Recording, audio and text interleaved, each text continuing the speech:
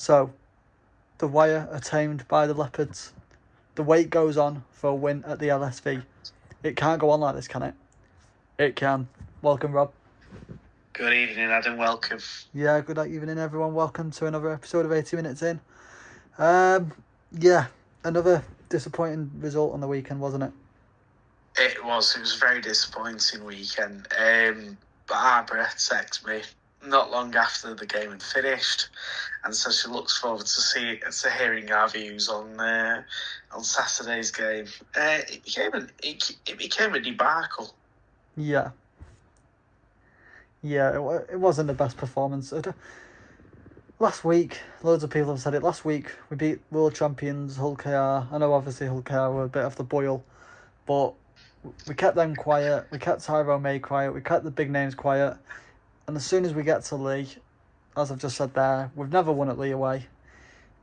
We just collapse. And the wait goes on for a win at the LSV. I mean, when we went 6-0 behind, I got to the pub just after quick kick-off. And I thought, when we went 6-0 behind, I thought, this is only going to go one way. Yeah. The minute Leigh scored, when David Armstrong scored that first try, I thought, this is only going to go one way. Warrington don't look up for it. And I was right. Warrington didn't look up for it. They didn't create anything. There was no go forward. There was no fluidity with ball in hand when we saw a lot more attacking fluidity, a lot more attacking prowess last week against Hull KR. There was nothing that would give me any sort of confidence, or any Warrington fan any confidence, that we want to challenge in the playoffs at the moment. No, absolutely not. Yeah, but like you said there, when David Armstrong scored that try, I was like, game over here. Like you've said there, like you've literally took the word out of my mouth. We just didn't look interested in the slightest. David Armstrong scored that try, and Sam Burgess said in an interview a few days before that you'll see a different Warrington that faced Leigh at the start of the month in Magic Weekend. Did we? I don't think we did. Like, obviously we scored one more try and we conceded one more try, but yeah, I don't think we're seeing a better Warrington team. Do you? At this moment in time, no. There's no consistency in what Warrington are doing at the moment. No. You can't play well one week and not play well the next. That's not the way Super League works. You've got to harbour that ambition and want to play as well as you can. And I am not saying for 1 minute that the players aren't trying, because I would think they are. Because if they're not trying, it is time to pack up the kit bags and go somewhere else. Yeah. I'm not saying they're not trying, but I'm also saying that the effort wasn't there on Saturday. No, one standout performer for me, he got on the score sheet. Tafoa Sipley. I think he was incredible again. His try was outstanding, powering through their defence. If we had 13 Sipleys on the pitch on Saturday, I think we would have won that game. But no, it's just like we've said before in the podcast, senior members of the team not stepping up. Obviously, you and Erwin went a little bit quiet again, and obviously I know he put kicks in and he created a bit of things, a little bit of flair, but this is what's frustrating me a little bit. I don't know if it's frustrating you, Rob, but I get Sneed out of favour, and he's Burgess is trying obviously for next year without Sneed because he's going to Salford. But in games like that, you need a Mark Sneed to kick you to death and get you the 2 points. Yeah, do you know what though? I think we needed a lot more than Mark Sneed. I don't think Warrington as a collective showed anything last week that would say we're a dangerous team to watch. I don't know what it is.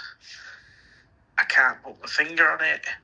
I don't know how you can play so well against Hull KR, and then when you get to Leigh, it's just same old sort of thing. I would also say that Ben Curry and James Harrison played well on Saturday.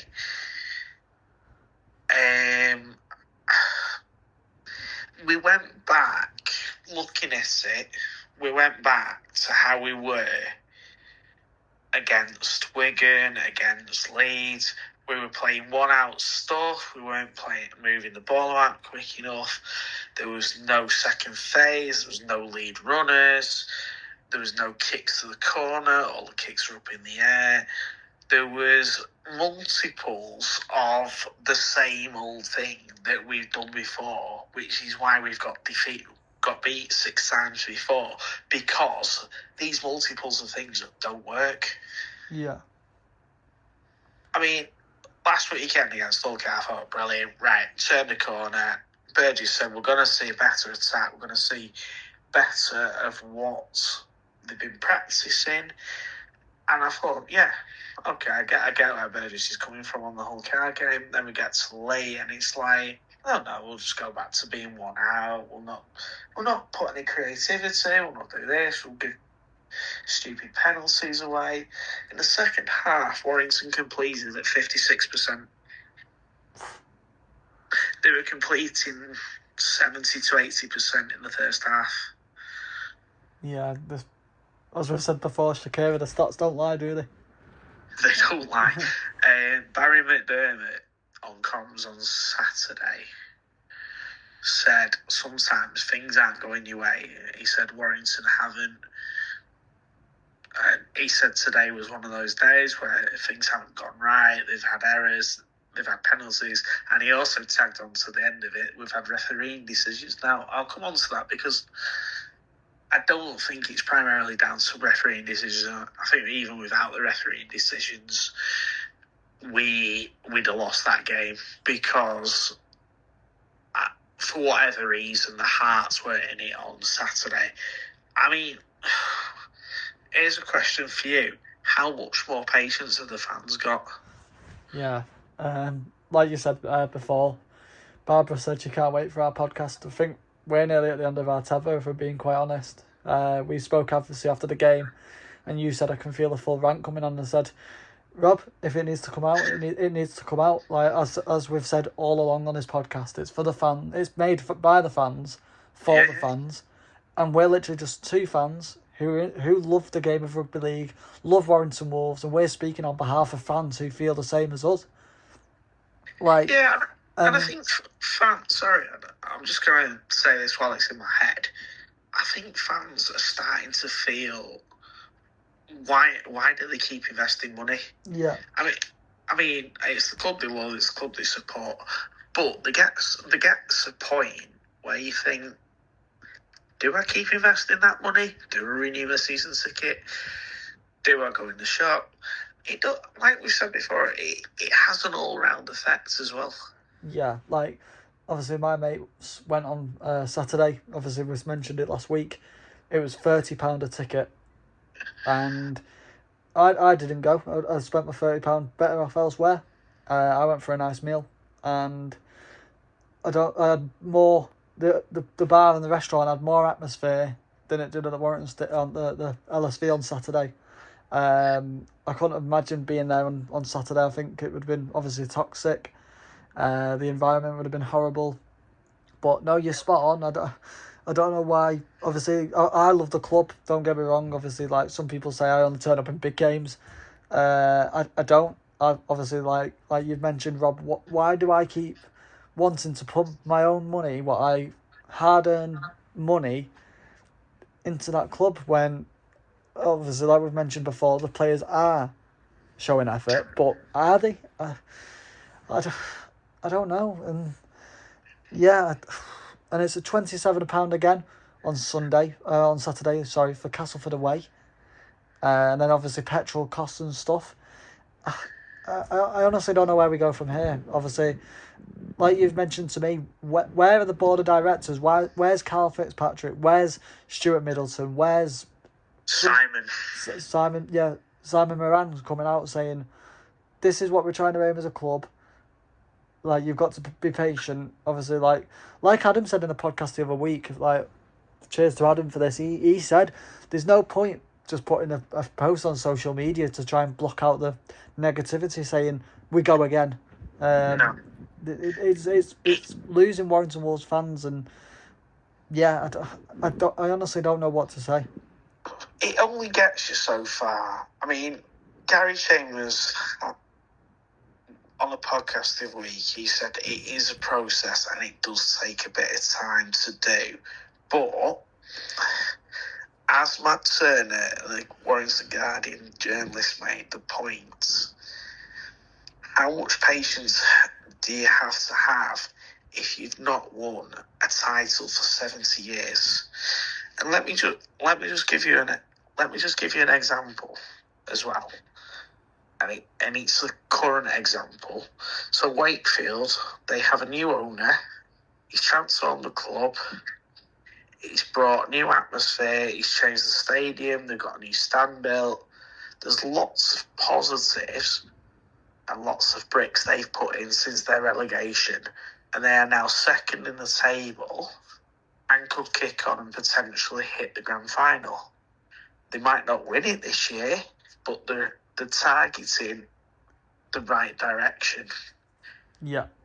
You see, Matt, I mean, some owners, yeah, I know, don't want to be in the spotlight, but you see, Matt Ellis, he's out there, he's talking to the fans, he's showing the fans his passion. You see at the end of the games, he's throwing his arms about, his celebration of the fans. Where's that with us? Yeah, but also, and I was having this discussion with my mate a few weeks ago. There used to be fans forums quite a lot where they'd have Q&As with a coach, a player, Stuart Middleton, Karl Fitzpatrick, whatever. There used to be a chance for a fans forum for people to come ask questions. Every time the club loses, it's just complete silence. And where's the balance?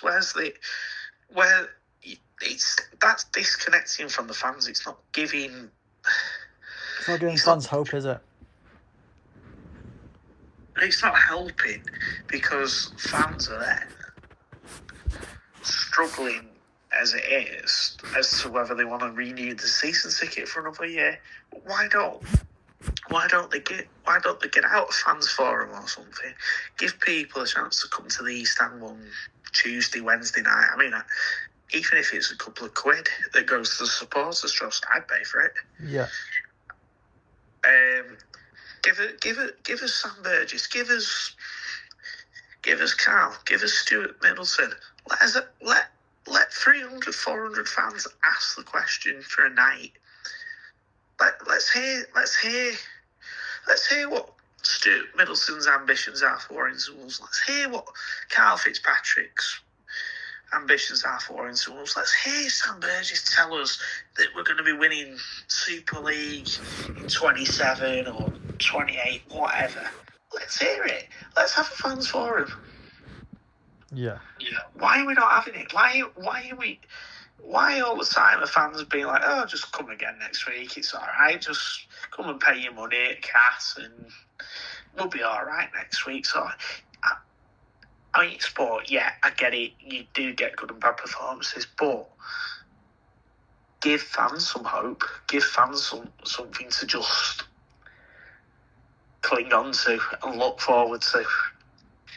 Because the world's tough enough at the moment, and everybody needs something to look forward to. And if they lose faith in the team, what else have you got to look forward to sometimes? Yeah, no, I agree. But like I said there, I'm not going to Castleford this weekend. I'm going to see my grandma. I've not seen her in a while. And I was saying to you before we started the podcast, I feel like I'll get more entertainment there. Watching people just play with balloons and talk rubbish all day. But yeah, I honestly don't know what to do anymore. Obviously, I get a season ticket every year. I'm going to renew next year. But I know one of my friends who's not renewing next year. It's nothing against the club or anything. He just obviously wants to spend his money better elsewhere. He'd rather go out for the day or make the most of the day, and I don't blame him. I honestly don't blame him in the slightest. And yeah, but we're going to go on to the referee, and obviously the refereeing wasn't. It's not an excuse at all, is it? But no, we can't use the refereeing as an excuse, because we defeated ourselves. Just going to say we defeated ourselves pretty much on Saturday, but some of the refereeing has got to be questionable. Yeah, that. Some people obviously were saying like, oh, that Josh Charlie one was high. Like, no, like, I don't get it. And I'm gonna be honest. I got a text from my brother. That one from Owen Trout, what Leon Hayes did.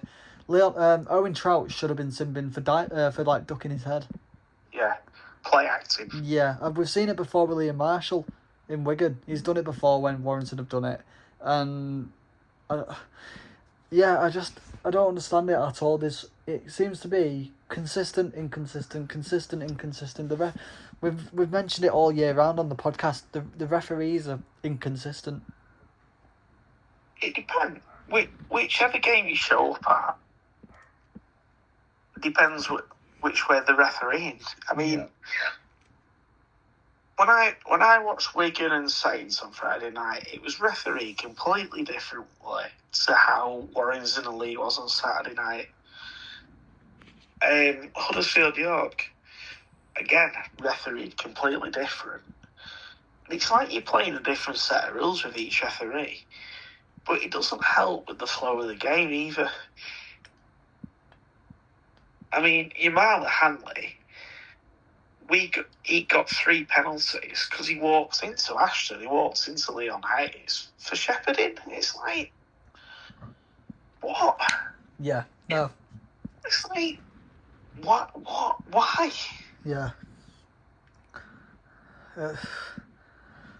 I don't know. I honestly, they need to look. The RFL need to look and see who's good. Although I know many fans slate him.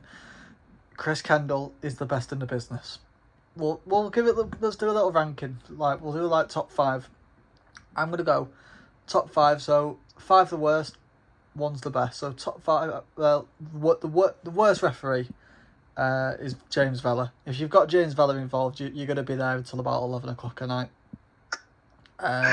We've mentioned that before, but yeah, no, we won't do a list actually.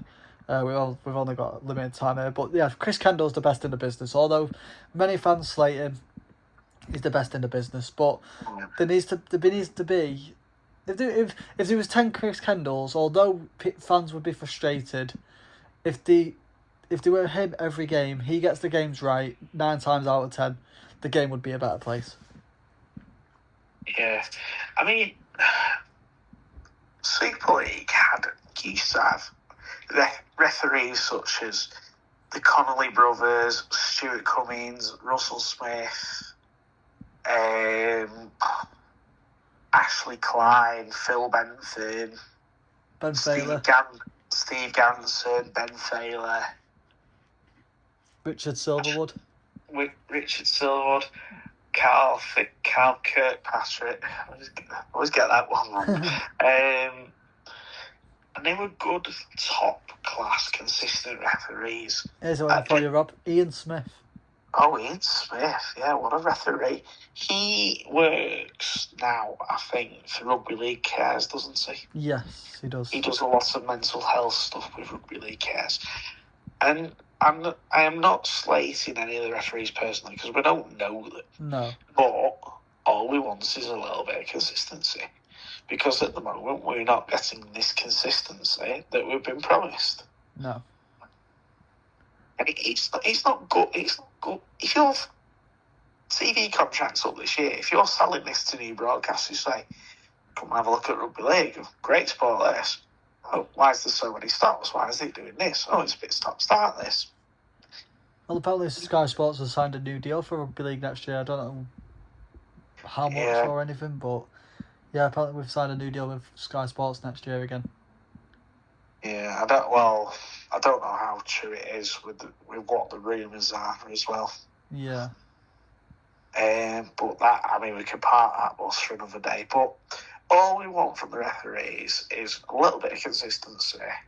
I mean, it's like, I'll give a Saturday example. Warrington dragged the Leigh player off the pitch and got penalised for it. Leigh did exactly the same thing to us, and actually the ball landed back in field, so it should have been play on. And Marcus Griffiths give the ball back to Leigh. Yeah. And he's like, "Oh, carry on, no, it's all right." Yeah. I really don't know. I really don't know. Even Barry McNair said things weren't going Warrington's way, including the referees. So, geez, that's the first, isn't it? Yeah, if the Sky commentators are saying it, yeah. But I don't know. Without asking Phil Bentham, but how do you get a consistent set of rules that should be followed? It's like captain. We've been over this hundreds of times. Captain's challenge as well. It's like a minefield of what you can have a captain's challenge for. Yeah, like our unsuccessful one on Saturday. I didn't see a potential rip in there. I think Milo Hanley just lost the ball. But as there's apparently a pulling motion on the ball, if you let go of that ball, they're automatically going to say successful or unsuccessful. Because apparently they're stripping the ball. That's where there needs to be consistency as well. But do you think now? This is a question for you. Do you think now they made the rules too complicated? Yeah. Yeah. Some people obviously are sitting here. They go, "What's gone on there? What's gone on there?" And I tell them like, if I could tell you, I'd let you know, but I don't know. I've been in the pub and people have turned around to me and said, "Can you explain that?" I'm like, "Not really, no." Yeah. And this is the thing: if you want to get new fans in, there's got to be a consistent set of rules from amateur to professional, and they've got to be playing one set of rules, not one set for Super League, another set for Championship. Because you were at the Championship on Friday. Yep. I can guarantee you that the way Salford Witness was refereed on Friday wasn't exactly the same as how Leigh and Warrington were refereed on Saturday. Nope, absolutely not. Completely and different. If you go to an amateur game, and that'll be refereed different. I went to watch the reserves play Leeds yesterday. That was refereed completely different. And there's no there's no cameras, but there's no captain's challenges in the reserves, and there's more flow to it. Yeah. Because they're not being picked up for like little technical penalties that they haven't used since 1895 or whatever. Yeah. I really don't know what to say. I know without referees we don't get a game, but let's just have a consistent lot of rules and not keep changing everything too quickly, because all the time it's like, I don't know. It's like I don't know if this is true or not, but it's like players are cheating the system as well a little bit. Yes. Like they seem to be getting like a little loophole in the rules. I'm trying to put an example to it, but if someone can give me an example in the comments, please give me an example. But it's like some players are. It's like I can give you one example, and it's more general because a lot of players do it. Yeah. When they go down and they stay down for ages, or they go for HIA. Yeah. There's a very fine line. I mean, yes, there's head injuries and stuff like that, but there's a very fine line, isn't there, between. Do you know what I mean? Yeah. If you are injured and you've got a really bad head injury, fair enough, and you stay down. Fair enough. Stay down. Stay as long as you need. But staying down to milk a penalty and then going, "Oh, I'm fine." It's not like Burgess was fuming last year for that. And you can't blame him, because all he wants, and again, as coaches, all they want is a little bit of consistency. They want the games to flow. We want the games to flow. It just seems that there's just that many rules, and I think it affects the players as well, because they're going, oh, what rule can we follow? We can't follow this rule. We can't do this rule, and it's like, then it's just like, whoa, what's going on here, sort of thing. If you've got a head injury, I think you should, obviously, if they've gone down, I think you should be given a green card straight away, faking it or not. Just get them off the pitch, then it plays on, and then it speeds up again. Like, that'll stop players being stupid and just relaxing the rules a bit. Yeah, and I know refereeing's a tough job, and I know they only get like a split second to kind of assess, but I don't know. I just feel sometimes they're making the game far more complex than it needs to be. Yeah. I mean, if they'd like to send me an updated rule book, I'd be happy to read it cover to... Well, I was going to say I'd be happy to read it cover to cover, but I might... it might take me a while. Yeah. Might take me a year or so. But, yeah, let's turn to Castleford now. Obviously, Castleford, they beat Leeds. They got smashed this week against a great Wakefield side, obviously, like we mentioned, who are currently sitting second in the Super League. And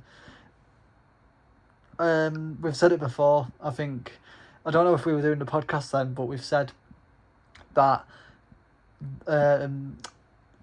is it Weaver? Tom Weaver?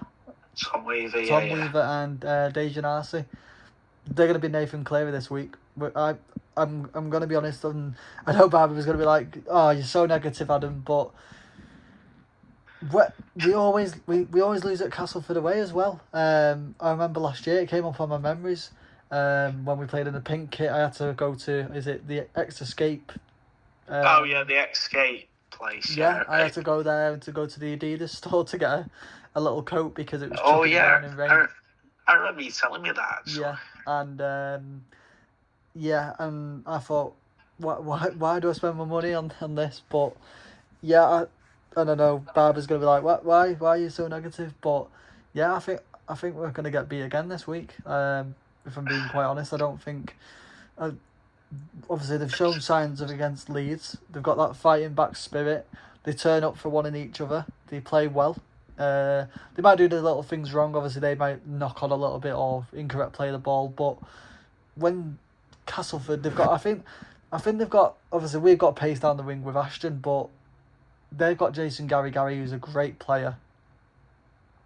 He's a great player, and I honestly see us getting beat again. Do you know, right? I'm gonna caveat that a little. I don't think we'll get beat. I think there's going to be a response, probably not quite to the point of 72-10,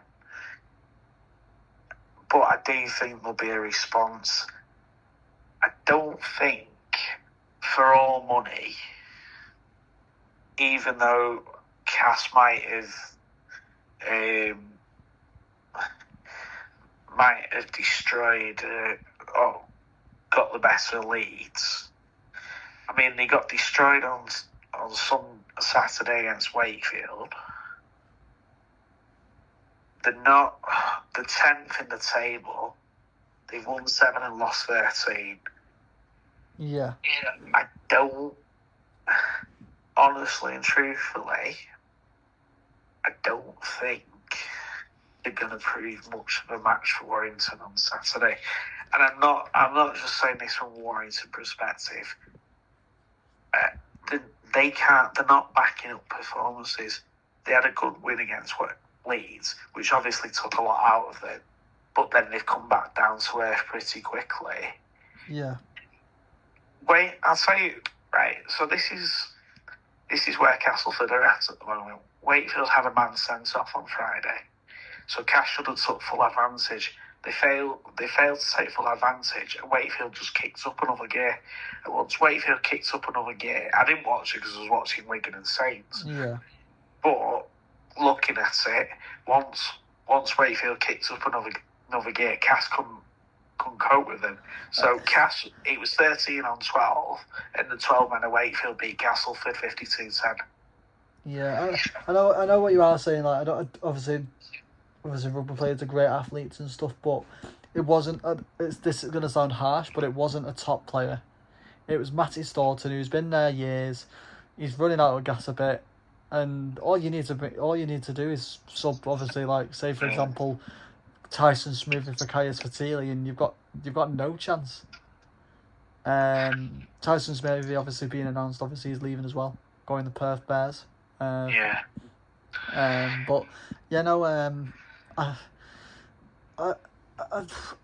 saying we're gonna get beat. It's gonna be obviously a close scoreline.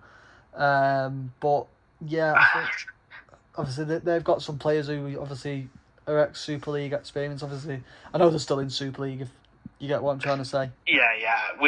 They've played at other clubs, haven't they? Yeah. And they've got that bigger game Super League experience. But if we get beat this week, something's got to happen. If we get beat this week, there has to be questions started to be asked. Because Warrington can't afford to keep getting beat. I mean, they've got a run of games now that they should be looking to rack up the points and bring the points difference back up. Yeah. And also, they need to take a bit of pressure off Ewan Irwin because he can't do it on his own. No. And do you know we now have another Irwin in the ranks as well? I believe so. We have Pat Irwin, who's been playing Queensland Cup in the NRL. It's like their championship, isn't it? Yeah. He's the brother of Ewan Irwin, and he played in the reserves yesterday, and he is of similar ilk to his brother. He's very creative. Yeah. So we might see him in the next few weeks. Who knows? Yeah, I don't think he's going to get a squad number this year. No. I think he's still got a little bit of time, but because they've let Ollie Leyland go immediately, he's come in, but he is a player. He's another Irwin to watch. Let's put it that way. Yeah. Him and Daniel Regan in the halfbacks yesterday for the reserves were very creative, and they blew Leeds apart 42-14. So there is some good stuff there, and possibly hope maybe the likes of Charlie McClaw, Ewan Smith can come into the first team in the next few weeks as well, because they're having Someone said that Charlie McClure played well yesterday. Yes, fantastic. He's a big lad as well. And Ewan Smith played well. So there's a lot of underpinning hope there. Because I think what they need to do, they need to give Ewan Irwin a break, because I think he's been playing week to week without a break. He needs a bit of time off. Put Sneed back in there this week. Yeah. And then the week after next for the York game, put give Leon Hayes a break, and then put Irwin back in. I just rotate it for a couple of weeks. George Williams should be back for the whole car game, but I wonder whether they'll try and get him in for the York game as well. I agree. Just to see how he holds up. Yeah. And we should have possibly Kai Taylor-Ray back as well. Yeah. But I wonder whether he needs a bit of time in the reserves before he plays first team again. Yeah, no, I agree. I would. Just to give him that little bit more confidence again. Yeah, I won't go floating him straight back into the first team. Let him get into the reserves for a couple of weeks and just have a bit of time to bed himself back in before. It's the same. I'll say this the same with Josh Hewlett. he needs time. When he comes back off his injury, he needs time, and he needs to be back into that. Get into the reserves and just play. Jake Fulis played in the reserves yesterday. Oh, yeah? Yeah, played very well as well. Yeah. Well, yeah, score prediction. I think we'll see. I'm saying this. I think we'll see a more confident Warrington. I think their attacking game, they'll have sorted out. If they cannot give penalties and mistakes away, I'm going for 30 points to 10 or 40 points to 10. I don't think they're quite going to get to the heights of 72 points. Yeah. But I don't think Cass have got enough in them to beat Warrington. I'm going to object that. I think, as I've said it all the time, it might come back and bite me on the bum again like it always has done. But I think we're going to get beat 22-20 this week. Yeah, it's a hard game to call because both teams are coming off defeat. I don't think Cass have got loads to play for. Exactly. That's the reason why. But we'll see. Yeah, I mean, to be honest, Adam, it's like throwing a deck of cards up in the air and seeing which one that lands on it. It is. But yeah, if you've got any questions, guys, please comment them down below. Obviously, we do always appreciate your comments. Please, obviously, comment your score predictions as well. And we'll see you guys in the next one. Yeah, thank you for listening, guys. And the next week we're previewing York. So the Knights come to town. Yes, they're coming down the hill, aren't they, this time? Yeah. As we went up the hill, they're going down. They play. Just as a side note, York play Saints on Friday night. Oh, big clash. Or Saturday at York. So big clash. It's a big game for them. They could potentially beat Saints as well. Yeah, who knows? But yeah, thanks very much for listening, guys, and we'll see you in the next one. Yeah, take it easy, guys.